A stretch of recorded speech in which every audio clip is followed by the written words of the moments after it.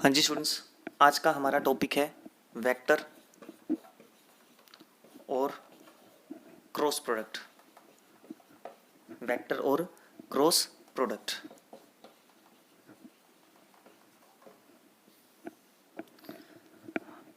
देखिए students, vector और cross product में हम क्या डिस्कस करेंगे, पहले तो आपको ये पता होना चाहिए we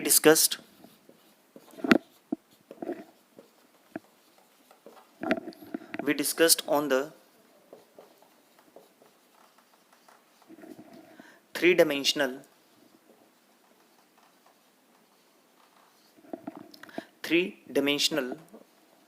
right handed rectangular coordinate system. अब इसका मीनिंग क्या है पहले तो ये समझिए, ठीक है, कि we discussed on the three dimensional right handed rectangular coordinate system. Three dimensional right handed, इसका मीनिंग क्या है यहाँ पे आपके पास देखिए, इस तरीके से आपके पास देखा होगा X axis, Y axis and Z axis. सबसे पहले तो आपको ये बता दूं कि यहाँ पे जो डायरेक्शन होगी वो क्या होगी, काउंटर क्लॉकवाइज होती है डायरेक्शन, इस तरीके से काउंटर क्लॉकवाइज होती है डायरेक्शन एक्स और वाई की मीन्स। और इसको राइट हैंडेड सिस्टम इसलिए बोलते हैं क्योंकि आप जब राइट हैंडेड को देखोगे, इस तरीके से राइट हैंडेड को देखोगे ये फॉर्म में, ठीक है, तो आपको जो ये परपेंडिकुलर दिखाई देगा ये होता आपका जेड एक्सिस, इसे आप वाई ले सकते हो, और ये वाला आपका एक्स एक्सिस, तो ये रोटेट करता है इस तरीके से, इसलिए इसको राइट हैंडेड सिस्टम बोलते हैं, ठीक है, इसलिए इसको क्या बोलते हैं, राइट हैंडेड सिस्टम बोलते हैं। तो अब हमारे पास क्या आएगा इसके अंदर, देखिए राइट हैंडेड सिस्टम समझ में आ गया होगा आपको। तो अब ये होता क्या एक्चुअल के अंदर, इसको किस तरीके से वर्क करते हैं वो आपको फिर आगे बताएंगे। देखो क्रॉस प्रोडक्ट को किस तरीके से डिनोट किया जाता है, पहले अपने वो देखते हैं। तो हमारे पास जो टॉपिक आता है वेक्टर या क्रॉस प्रोडक्ट का, if two vectors are a vector and b vector, then cross product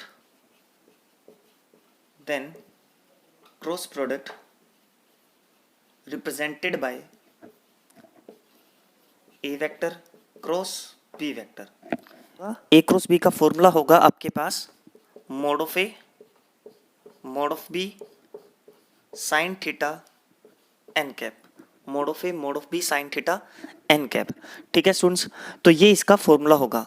अब ये जो एन कैप आता है ना, ये यही चीज थी जो आप ये राइट हैंडेड सिस्टम को पढ़ते हो, इस तरीके से राइट हैंडेड सिस्टम पढ़ते हो, ठीक है, कि आपके पास वाई एक्सिस या ये एक्स एक्सिस, और जो परपेंडिकुलर होगा इनके दोनों के लिए वो आपके पास एन कैप होता है। तो जैसे ये मान लो अगर मैं इसका एग्जांपल लेता हूँ, तो एक्स और वाई एक्सिस अगर एक काउंटर क्लॉकवाइज घूम रहे हैं तो उनके लिए जेड एक्सिस जो होगा इन दोनों के परपेंडिकुलर होगा, तो जेड एक्सिस यहाँ पे एन कैप की तरह वर्क करेगा। अगर मैं इसको ए वेक्टर इसको बी वेक्टर एज्यूम करूं इस फॉर्मूले के लिए, ठीक है। अब यहाँ पर आपके पास वर्क करते हैं अपने कि थीटा की वैल्यू क्या होती है, वेयर या here 0 is less than equal to theta is less than equal to pi. ये चीज ध्यान रखना, थीटा की वैल्यू हमेशा 0 से पाई के बीच में होती है। थीटा की वैल्यू कहाँ से कहाँ तक की होती है, 0 से पाई के बीच में होती है, ठीक है। और एन वेक्टर क्या होगा, एंड एन कैप, और कैप की वजह से मैं इसको क्या बोलूंगा, यूनिट बोलूंगा। तो N cap is unit vector, N cap is unit vector perpendicular to both a vector and b vector। ये आपके पास इंपॉर्टेंट लाइन है, इस लाइन को आप अलग से रिमार्क कर लेना, ठीक है। N cap is the unit vector perpendicular to both A vector and B vector, ठीक है। क्यों अलग से रिमार्क करने की जरूरत है इसमें, क्योंकि हमारे पास अलग से क्वेश्चन आता है स्टूडेंट, अलग से क्वेश्चन आता है इसके लिए कि find the unit vector perpendicular to A vector and B vector. तो फिर हम उस केस में एन कैप फाइंड आउट करते हैं, उस केस में हम क्या फाइंड आउट करते हैं, एन कैप फाइंड आउट करेंगे, ठीक है। अब यहाँ से हमारे पास एन कैप का फॉर्मूला क्या बन जाएगा वो देखिए आप, यहाँ से हमारे पास एन कैप का क्या फॉर्मूला बन जाएगा, तो एन कैप का फॉर्मूला बन जाएगा आपके पास इधर N cap is equal to A vector cross B vector divide by mod of A, mod of B and sine theta, and sine theta, ठीक है। और इस चीज को मैं लिखता हूं N cap equal to A vector cross B vector upon A vector का मोड बी वेक्टर का, सॉरी इसको मैं क्या लिखूंगा, A vector cross B vector का मोड, ये लिखेंगे। अभी ये कैसे लिखेंगे ये अभी बताते हैं आपको, ठीक है। तो ये एक फॉर्मूला बन गया तुम्हारा एन वेक्टर का। अगर आपको क्वेश्चन कह दे कि find the unit vector perpendicular to given two vectors, तो आप एन कैप फाइंड आउट करोगे, a vector cross B vector upon A vector cross B vector का मोड फाइंड आउट करोगे, ठीक है स्टूडेंट्स। तो ये बेसिक वर्क था कुछ। अब हम नेक्स्ट करेंगे, यहाँ से रफ कर लेते हैं अपने। अगर आपको स्क्रीनशॉट लेना हो तो यहाँ आप स्क्रीनशॉट ले लीजिए। चलो जी आगे देखते हैं बेटा।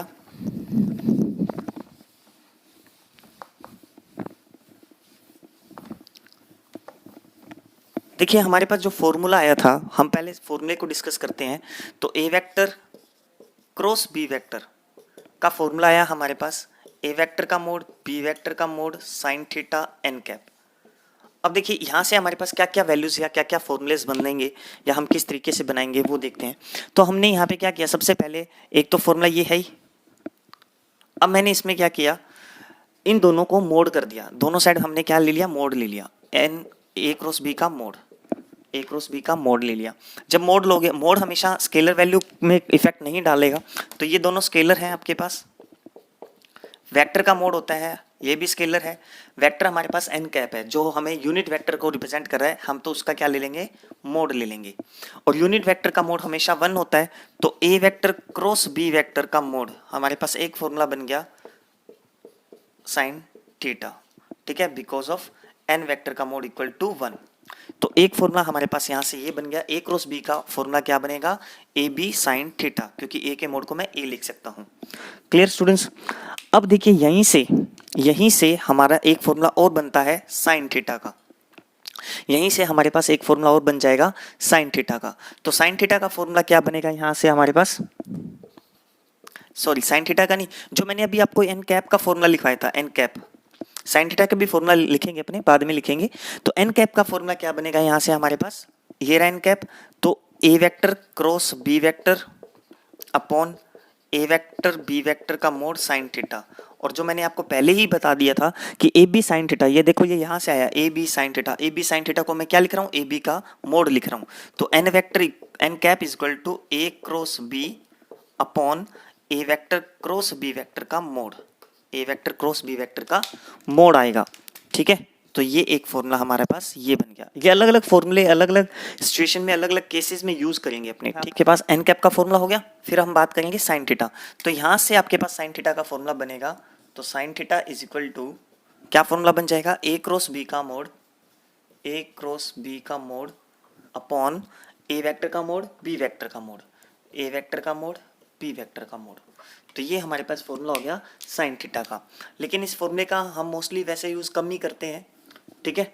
एंगल फाइंड करने के लिए हम हमेशा कोस थीटा वाले फॉर्मूला, डॉट प्रोडक्ट का फॉर्मूला ही यूज करते हैं, ठीक है। तो ये कुछ फॉर्मूले बन गए आपके पास, ए क्रॉस बी का मोड, एन कैप, ये इंपॉर्टेंट है, ये चीज ध्यान रखना, ये इंपॉर्टेंट है। और एन कैप होता क्या है, आप एक बार वापस चाहे तो यहाँ पे लिख लेना एन कैप के बारे में। एन कैप होता क्या है, perpendicular to both vectors A vector and B vector, perpendicular to both A vector and B vector. ये आपके पास यूनिट वेक्टर है, unit vector perpendicular to both A vector and B vector. Clear. तो ये आपके पास, अगर मान लो अगर यूनिट वेक्टर ना कहे, आपसे सिर्फ इतना कह दे कि find the vector perpendicular to both A vector and B vector, तो फिर हम क्या करते हैं, ये देखो अब यूनिट में से इसको हटा देंगे तो फिर हमारा एन वेक्टर हो जाएगा A vector cross B vector, फिर हमारा एन वेक्टर हो जाएगा A vector cross B vector. ये वेक्टर है perpendicular to both A cross B, A and B, और ये यूनिट वेक्टर है perpendicular to A and B. तो ये दोनों में डिफरेंस है, ठीक है। अब बात करते हैं अपने इसी के अंदर आगे चलेंगे। तो साइन थीटा का फॉर्मूला हो ही गया हमारे पास, ठीक है। अब कुछ केसेस आते हैं हमारे पास, इसमें कुछ केसेस आते हैं, तो देखिए कैसे कैसे केसेस हैं और उस केसेस को हम कैसे कैसे सोल्व करते हैं।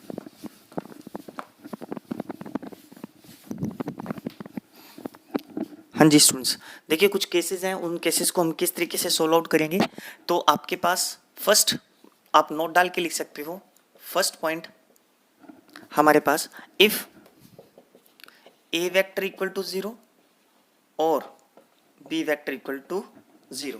अगर मान लो किसी केस में ए वेक्टर 0 हो जाए या बी वेक्टर 0 हो जाए तो उस केस में हम थीटा क्या करेंगे, here angle between A and B theta is not defined, theta is not defined. ठीक है, तो अब थीटा नॉट डिफाइंड है तो यहाँ पे ए क्रॉस बी की वैल्यू क्या होगी, and A vector cross B vector की वैल्यू क्या हो जाएगी, 0, क्योंकि A vector cross B vector क्या होता है, A B sine theta N cap, और ए का मोड हमारे पास 0 है तो आंसर क्या हो जाएगा, 0 हो जाएगा। ठीक है, नेक्स्ट देखिए बच्चे हमारे पास इसके अंदर बात करते हैं अपने और सेकंड पॉइंट की। नेक्स्ट बात करते हैं अपने इसमें सेकंड पॉइंट की। ठीक है, सेकंड पॉइंट आपके पास क्या आएगा, एक चीज आप ध्यान रखना, a vector cross B vector is a vector, is a vector. ठीक है, ए डॉट बी एक स्केलर वैल्यू थी, ए क्रॉस बी क्या है, वेक्टर वैल्यू है। थर्ड पॉइंट की बात करें, if A vector and B vector are parallel, ये इंपॉर्टेंट पॉइंट है तुम्हारा, थर्ड पॉइंट इंपॉर्टेंट है आपके पास कि अगर a vector and B vector are parallel then a vector cross B vector equal to 0, a vector cross B vector equal to 0। और हमने जब डॉट प्रोडक्ट किया था तो वहां आपको लिखवाया था a vector and B vector are perpendicular then a dot b equal to 0। तो ध्यान रखना, वेक्टर फॉर्म के अंदर परपेंडिकुलर तो डॉट प्रोडक्ट 0 और पैरेलल है तो क्रॉस प्रोडक्ट 0 हो जाता है। ठीक है, नेक्स्ट फोर्थ पॉइंट। अब इसी चीज के, अभी देखो इसी लाइन को मैं यूज करता हूं, आई क्रॉस आई। अब आई का क्रॉस आई, कोई भी वेक्टर या कोई भी वैल्यू खुद के लिए क्या होती है, हमेशा पैरेलल ही तो होती है, तो पैरेलल है तो आंसर 0 आएगा। तो आई क्रॉस आई की वैल्यू क्या होगी, 0। तो i cross i, j cross j and k cross k, इनकी वैल्यू 0 हो जाएगी। एंड आई क्रॉस जे की बात करें, अब आई क्रॉस जे एक परपेंडिकुलर वेक्टर है, आई जे परपेंडिकुलर है तो 0 नहीं होंगे। तो आई जे, अब परपेंडिकुलर के लिए क्या आता है, वही राइट हैंडेड सिस्टम, बस ये दोनों अगर परपेंडिकुलर है तो यूनिट वेक्टर उसका परपेंडिकुलर वेक्टर ये होगा, तो आई जे का unit perpendicular vector that is के कैप। तो आई जे के एक साइक्लिक प्रॉपर्टी को फॉलो करते हैं, ये ध्यान रखना, आई जे के तो आंसर आएगा आई, एंड के आई आंसर क्या आ जाएगा, जे। ये आपके पास अगेन फिफ्थ पॉइंट, मान लेते हैं मैं आपको कह दूं कि ये सीक्वेंस को फॉलो नहीं कर रहा, ये सीक्वेंस को फॉलो नहीं कर रहा, तो अगर मान लो उल्टा सीक्वेंस आ गया जे आई, क्योंकि एक वेक्टर प्रोडक्ट है और वेक्टर प्रोडक्ट है तो अपने अगर डायरेक्शन चेंज कर दी तो आई जे के होता है, और डायरेक्शन चेंज कर दी जे आई तो माइनस के हो जाएगा। सिमिलरली के जे माइनस आई एंड आई के माइनस जे हो जाएगा। ठीक है, सुन, ठीक है, तो 5 पॉइंट्स हो गए थे हमारे। 5 के बाद देखिए पॉइंट नंबर 6 की बात करें। अब कम्यूटेटिव प्रॉपर्टी जो हम अप्लाई करते हैं वो यहाँ पे देखिए क्या होती है, a cross b equal to minus b cross a, जबकि डॉट प्रोडक्ट में कम्यूटेटिव प्रॉपर्टी अप्लाई हो गई थी हमारी, a dot b equal to b dot a, जबकि इस वेक्टर प्रोडक्ट में ऐसा नहीं होता क्योंकि डायरेक्शन चेंज हो जाएगी। ठीक है, नेक्स्ट सेवंथ बात करते हैं, सेवंथ प्रॉपर्टी हमारी। सेवंथ प्रॉपर्टी में क्या आएगा, या सेवंथ जो हमारा पॉइंट है वो क्या आएगा, if A vector and B vector are adjacent side of sides of a triangle, adjacent sides of a triangle, then area of triangle, अब एरिया ऑफ ट्रायंगल फॉर्मूला क्या बनेगा हमारे पास, फॉर्मूला बनेगा half of A cross B का mod या modulus of A cross B, अगर इसकी एडजेसेंट साइड्स है तो एरिया ऑफ ट्रायंगल का फॉर्मूला बन गया half of A cross B. इसी के अंदर नोट डाल के लिख लेंगे हम, if A B C are vertices of a triangle, अगर ए बी सी वर्टिसेस हैं तो हमारे पास एरिया क्या होगा, then area is equal to half of A B cross B C. हालांकि कई यहाँ पे मोस्टली ए सी लिखवाते हैं, तो a B cross a c, a B cross a c, तो ये आपका आंसर हो जाएगा, ये आपका फॉर्मूला बन जाएगा। Point number 7। नेक्स्ट बात करते हैं 8 नंबर पॉइंट की। सेम ही पॉइंट है, इफ ए वेक्टर, ये सारे फॉर्मूले हैं जिनका हम मोस्टली यूज करते हैं वेक्टर्स के अंदर, ठीक है, जो आपको डायरेक्ट याद होने चाहिए कि अगर हमारे पास ट्रायंगल के एडजेसेंट साइड गिवन हो तो डायरेक्ट फॉर्मूला ए क्रॉस बी का मोड और हाफ से डिवाइड हो, हाफ से मल्टीप्लाई हो जाएगा। अगर ट्रायंगल के वर्टिसेस गिवन है तो फिर पहले वर्टिसेस से साइड फाइंड करते हैं, A B A C side ले ली हमने, एडजेसेंट साइड लेते हैं ना, इसलिए ए बी ए सी, ठीक है, उसका क्रॉस प्रोडक्ट फिर हाफ से मल्टीप्लाई। अगर यही चीज अगर मैं ऐसे कह दूं कि if A vector and B vector are adjacent side of parallelogram, adjacent side of parallelogram, then हमारे पास एरिया क्या होगा, एरिया ऑफ पैरेललोग्राम।